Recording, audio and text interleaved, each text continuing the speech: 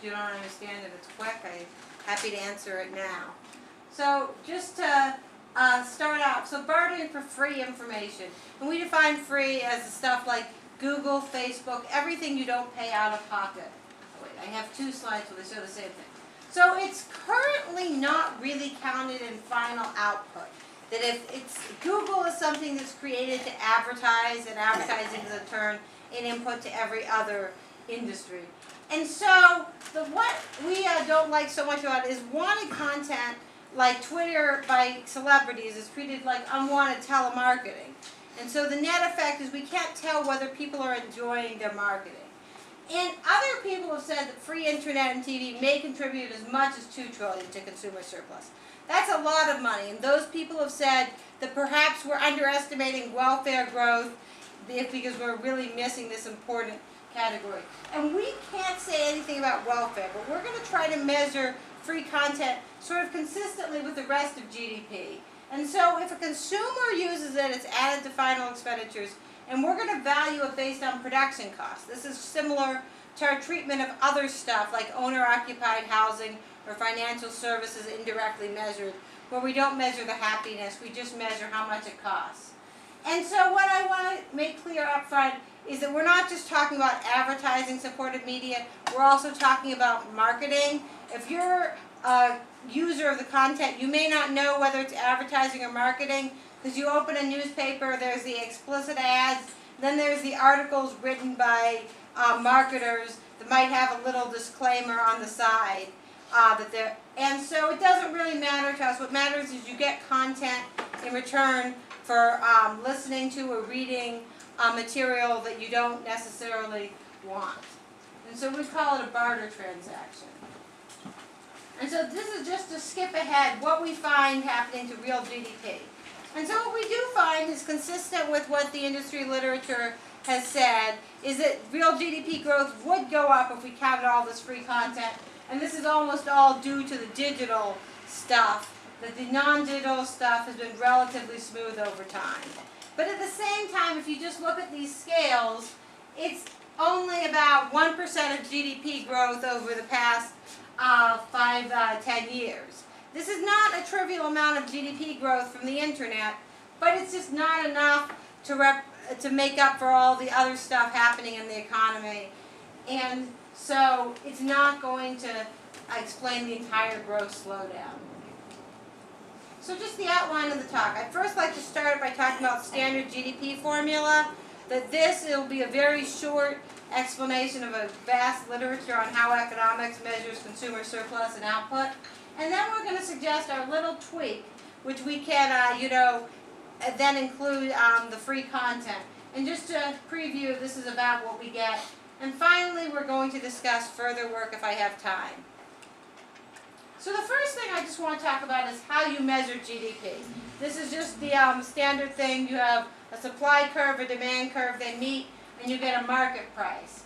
And the rectangle shows you basically how much people are actually spending. And that rectangle is basically GDP. There's all kinds of complications with imports and exports. And the red triangle above is consumer surplus. In this particular example, consumer surplus isn't that large because this is a good where there's plenty of substitutes. But you could have a red triangle 100 times as large as the rectangle. For example, it's water in the desert. The problem, which we can't solve, is consumer surplus. I will not touch this further in my discussion. What I do want to solve is how to handle it when the rectangle has zero area because there's zero price. And so what we want to do is just create areas for these rectangles so that we can put them in GDP. And just like every other good, we're not going to get everything, just the part that people spend implicitly or explicitly. So the current treatment, just to review, is that only sold products or services. So if I have a cable subscription and I pay $100 a month for my content, then I get that value in GDP. It's in personal consumption expenditures. And if I'm a business buying the cable, say of a hotel or a bar, then it's intermediate input, which is then used to create my services of restaurant meals.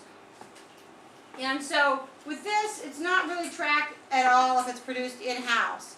you track the inputs such as labor or capital used to create the information or the media, but you don't actually track the media as a separate good if it's in-house. And finally, just wanted content is treated the same as unwanted content. From the company's point of view, marketing is something that increases sales. It's not something that makes people happier when they think about the company. And so what you would say is that Twitter and broadcast TV are positive externalities. And that's not necessarily a bad treatment. And it sort of counteracts all the negative externalities like pollution and noise that aren't being counted either. The one problem with this treatment that jumps out at you might be that what happens if you have something moving from free to paid? If you used to be able to watch a football game on free broadcast TV, and now it gets bought out by the cable company, you have to pay a subscription fee to watch what you used to get for free. Real GDP is going to go up, and people are not thrilled with this switch, and often they don't even see less ads, so they're not benefiting in any way. And so our experimental treatment is calling a barter transaction, that I give them eyeballs, and in return, they give me content. And I'm going to call the value of advertising viewership by assumption equals the value of the free media. So once we measure one side of the transaction, we measure the other. And so SNA 2008 allows us to count barter transactions as if they were paid. We just have to do a tiny bit of a push to say this is a barter transaction, just like the more conventional barter or more conventional in-kind purchases. And so the nice thing is real GDP is steady when free content switches to paid. And just to tell you about future terminology, consumers use it, we're going to call it entertainment, and it's going to be personal consumption expenditure. If businesses use free content, which they do an awful lot, we're going to call it intermediate, and we'll track it in the input-output tables and in the productivity statistics, but it does not add to final output, just like any other intermediate output stays out of final output. So here's a lot of historical research. We are not the first people to do advertising-supported media in final output, but we've revived this approach and we've extended it to marketing-supported information, which I'll show you is actually a lot larger. And so the nice thing is advertising is easy to track. So what we have is the 2007 economic census, which tracks advertising revenue by industry. And this type of data has existed very far back, which is why the previous literature has really focused on advertising-supported media, because you can just get data from industry sources or from the economic census. And we're going to split advertising into 4 categories because a lot of people are most interested in digital content, but as not just Google and Facebook that are funded by advertising. Broadcast TV has been around for decades. Print newspapers and televisions have been around for centuries. Print newspapers and magazines have been around for centuries. And we don't care whether people pay zero out-of-pocket or a subsidized price, because it's often very similar content that is being supported, and often the subsidized price is just to prove that you're reading it and not just throwing it out. And so we're going to have each, just like any other category of PCE, we're going to have its own price index, its own time series, and we're going to recalculate GDP. So marketing... Rachel, I'm really sorry. Can I ask a question of course. information, Rachel?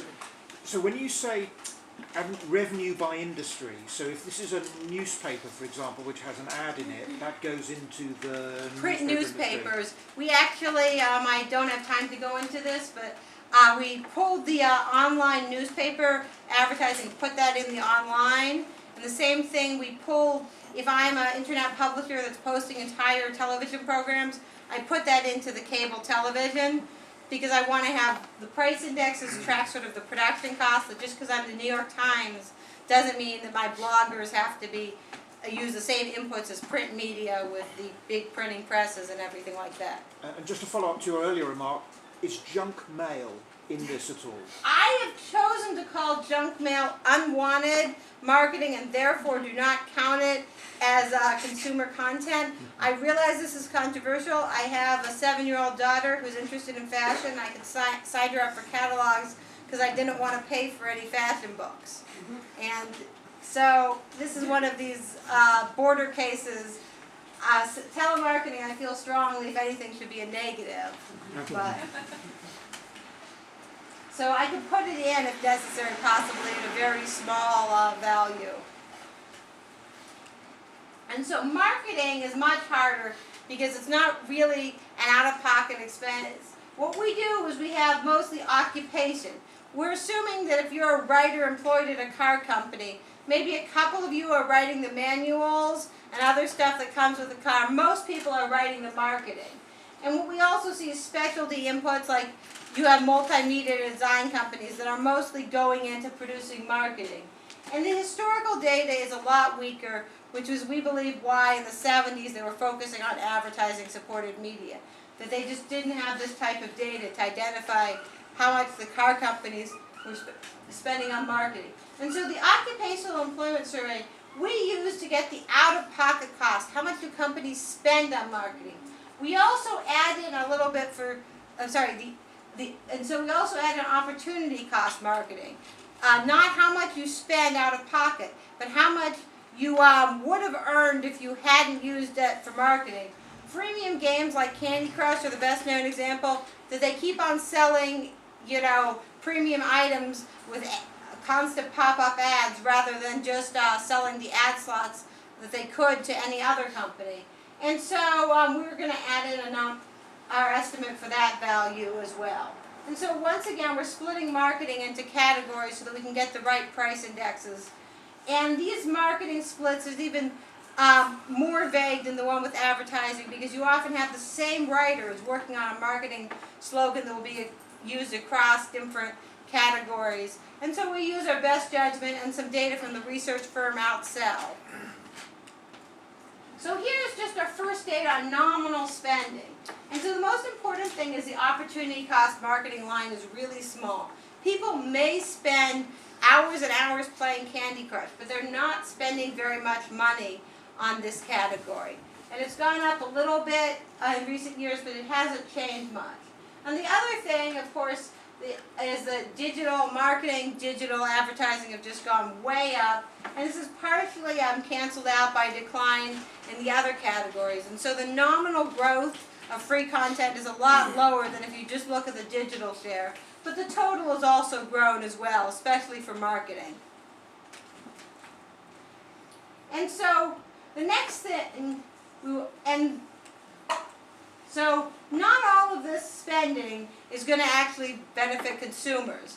One thing we have to subtract is that there's a lot of costs of just the marketing and advertising material embedded in. If you buy a newspaper and there's this huge glossy insert, that costs a lot to print. And that doesn't benefit you at all because it's just marketing. What you want is the cost of writing the journal articles and everything else. So what we have is the value over and above the cost of the marketing. And this is our best guess. And what we think is that over time, marketing and advertising have gotten more efficient. They used to spend a lot of money on printing stuff, and now they're able to just sort of have some distribution costs because there are server costs of putting a pop-up ad on your computer, but it's a lot cheaper. And the other thing we want to talk about is the consumer share. That not all of the advertising and marketing actually are targeted toward consumers, and all that stuff doesn't go to PCE. And so we have a variety of sources. We've estimated how much the consumer share is for each category. The most important thing is television and radio tend to be very large consumer shares, and the others are less. Interestingly, internet has started out mostly business because, say, 20 years ago, not everybody had internet connections at home. Now almost everybody does, and they spend a good deal of their leisure time online. And so we just take these three graphs and multiply them together to get the adjustment to the nominal GDP from consumer content. And so what we find is advertising-supported media has hovered around 0.5% of nominal GDP since 1929. And as a result, nominal GDP growth is almost unchanged when we put in all the advertising-supported media. Marketing-supported information has grown a little bit faster than nominal GDP, but it's not an enormously faster growth rate. So there's not too much happening with nominal GDP from all these changes. It's just sort of which categories are being tracked. And these are all relatively small because just as a spending categories, these are not too much money. GDP is a very big thing, and so even something that's 0.5% of GDP is billions and maybe 100 billion nowadays in the U.S. But it's simply not enough to change economic history overall. So now this is getting to the more speculative category. Prices for this content are really, really hard. The user experience is difficult to measure because it depends on their own inputs. It depends on their preferences. Some people may say something is high quality, other people may say something is low quality. And so what we try to do is sort of take prices for similar goods or input costs or other things that are less judgmental than measuring quality. And so our in-person marketing price index, which is like trade shows and other things where somebody just talks to you for free and teaches you about a product, we took from BEA's pre-existing price index for vocational education. And like other labor-intensive items, this price has risen faster than overall GDP because there still is not yet a way to teach somebody in person cheaply. And for the other categories, we sort of have a weighted average of multiple price indexes.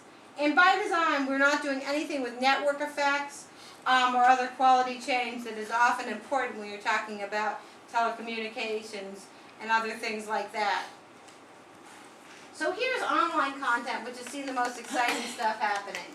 So Cloud Services Price Index, that's the price for basically setting up a server to deliver the content to your phone or your web page, has just been plummeting, even faster than computer prices, because companies are getting much better at running server farms.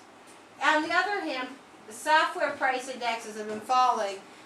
So there's some productivity growth in the software programming industry, but not nearly as much.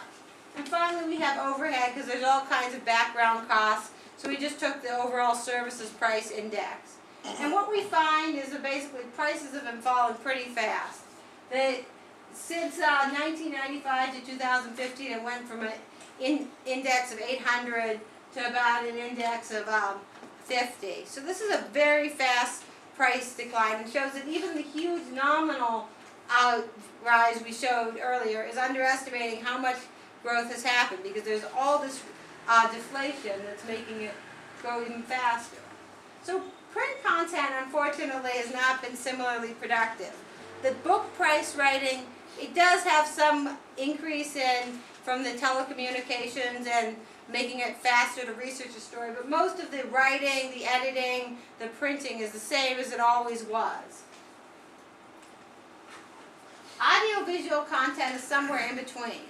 You still need a lot of writers to make the storyline, actors to produce it, but then you have the video cameras to film it, the computers to edit it, and the cable distribution equipment to send it out to individual people. They've all fallen in price. And so the net thing has been almost flat prices. And you can see that cable prices, the price for a package may have risen a lot over time, but the packages contain so much more content than they did 20 years ago. And so the quality adjusted price has not risen very much at all.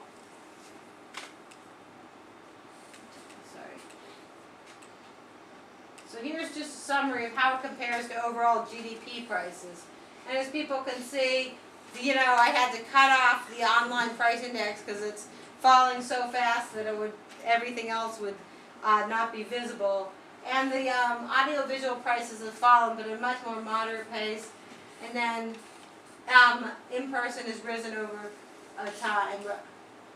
So now we get to the really controversial stuff, total factor productivity, which requires all of the things we have and all of the stuff that Dale has talked about. And we were grateful to get data from his work with John Samuels and Munho and all the labor capital intermediate inputs just to sort of set up the models.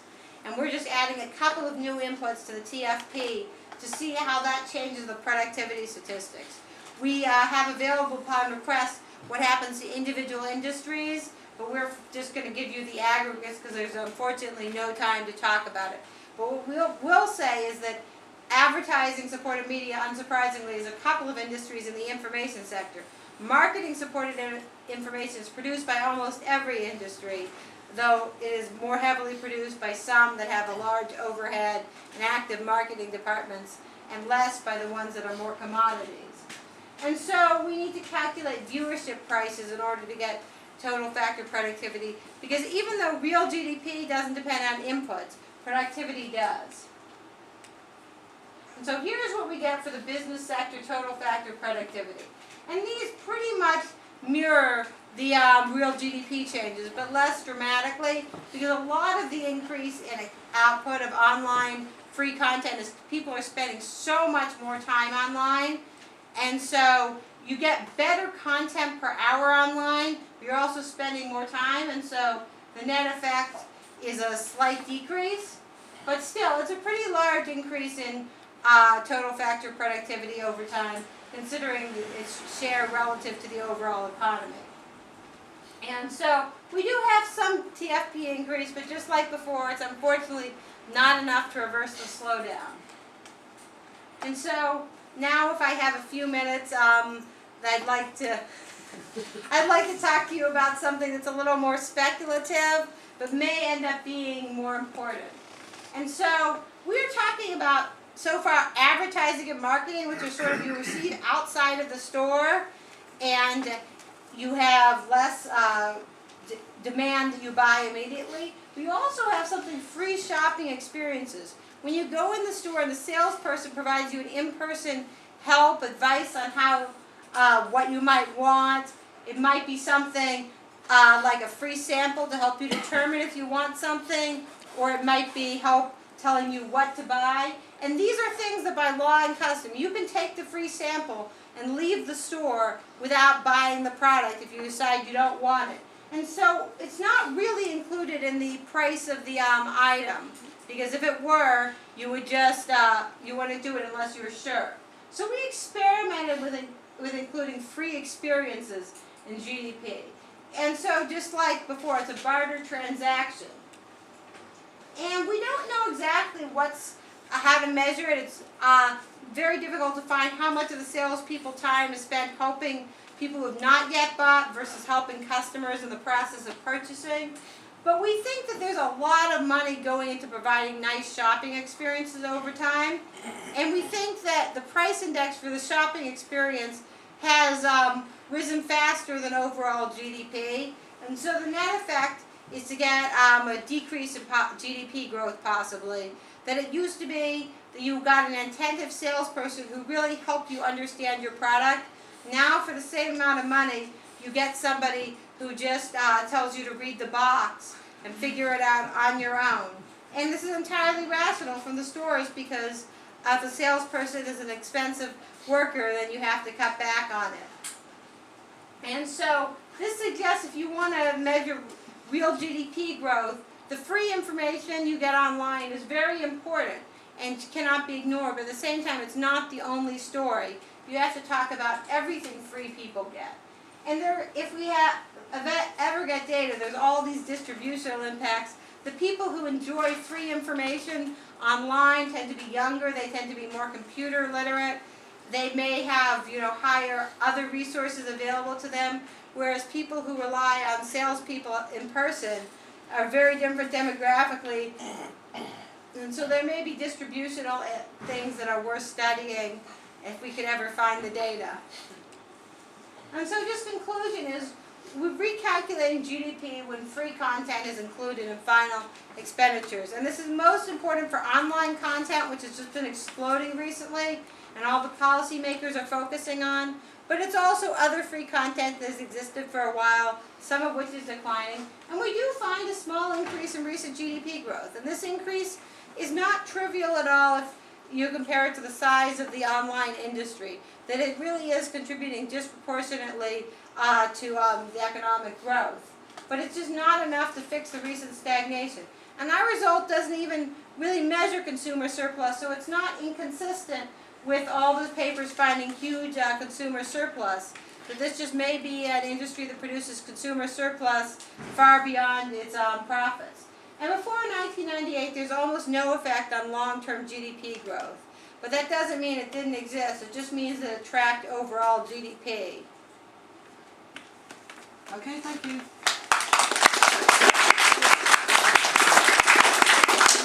We'll now move on to Dale's talk, and then we'll